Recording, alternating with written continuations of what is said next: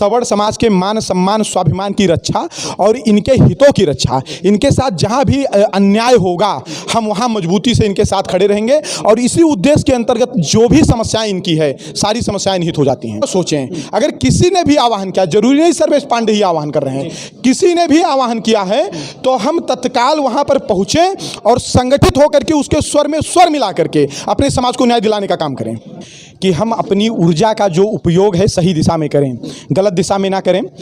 जो समाज के लिए लड़ रहा है वो भी एक दिन मरेगा, जो समाज के लिए नहीं लड़ रहा वो भी एक दिन मरेगा।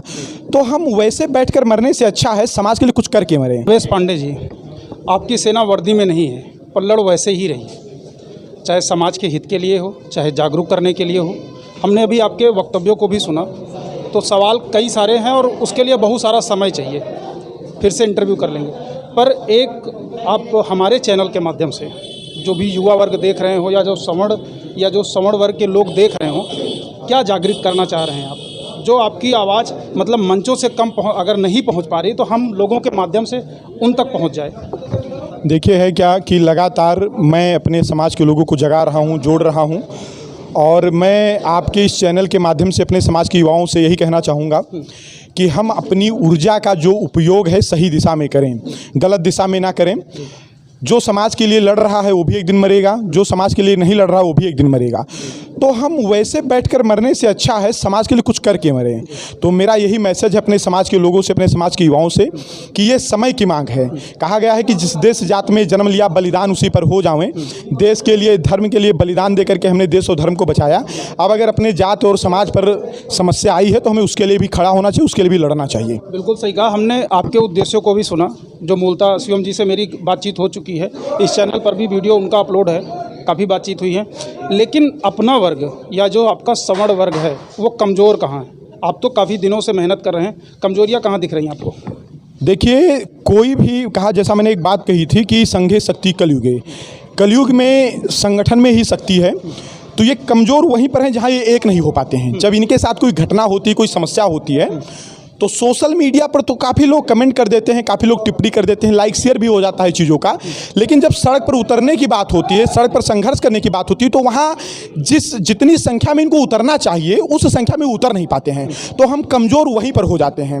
तो अगर हमको ताकतवर बनना है तो हम सिर्फ यह देखें कि मेरे समाज के साथ कोई घटना हुई है, कोई दुर्घटना हुई है, कोई मामला हुआ है, तो फिर हम ज़्यादा ना सोचें। अगर किसी ने भी आह्वान किया, जरूरी नहीं सर्वेश पांडे ही आह्वान कर रहे हैं, किसी ने भी आह्वान किया है तो हम तत्काल वहां पर पहुंचे और संगठित होकर के उसके स्वर में स्वर मिला करके अपने समाज को न्याय दिलाने का काम करें। आप प्रतापगढ़ में हैं, डेरवा की धरती पे हैं, ठीक है।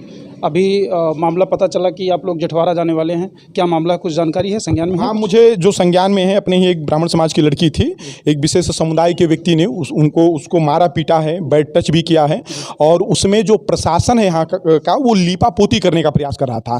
जैसे ही घटना का संज्ञान हमारे सौर आर्मी के कार्यकर्ताओं और पदाधिकारियों को मिला, ये लोग तत्काल रात में ही पहुँचे, क्योंकि पवन मिश्रा का और ये प्रशांत जी महासचिव, इनका, इन दोनों लोगों का फोन आया कि भैया हम लोग थाने में हैं, 10-15 लोग हैं। तो हमने कहा कि बिल्कुल कोई दिक्कत नहीं है, अगर आपको लग रहा है रात हो गई है, कोई दिक्कत होगी तो कल आप लोग और संख्या में आइए और तब तक यहाँ पर धरना दीजिए जब तक एकदम मुकदमा लिख ना जाए, ठीक है। तो हमारे संज्ञान में आया था, आज मैं यहाँ पर आया हूँ, मैं परिवार से भी मिलूंगा। प्रशासन, जब ये दबाव बनाया गया तो प्रशासन ने कार्रवाई की है, कुछ लोगों की गिरफ्तारी हुई है, कुछ लोगों की गिरफ्तारी नहीं हुई है। लेकिन आज भी मैं परिवार से जाकर मिलूंगा, क्योंकि हमारे वहाँ पहुँचने से उस परिवार को बल मिलेगा। वो परिवार अकेला नहीं है, हम और पूरा समाज उस परिवार के साथ हैं। जी, अच्छा, अपने 3 उद्देश्य जो मूलतः हमने इनके मुंह से सुने हैं और अभी भी मंच पे हमने सुना, वो थोड़ा सा एक बार गरज दीजिए, चूंकि आपकी गर्जना जो है ना बहुत लोग सुनना चाह रहे हैं। हम सिर्फ एक उद्देश्य आपको बताएंगे। सवर्ण आर्मी का सबसे पहला और आखिरी उद्देश्य ये है, सवर्ण समाज के मान सम्मान स्वाभिमान की रक्षा और इनके हितों की रक्षा। इनके साथ जहां भी अन्याय होगा हम वहां मजबूती से इनके साथ खड़े रहेंगे और इसी उद्देश्य के अंतर्गत जो भी समस्याएं इनकी है सारी समस्याएं निहित हो जाती हैं।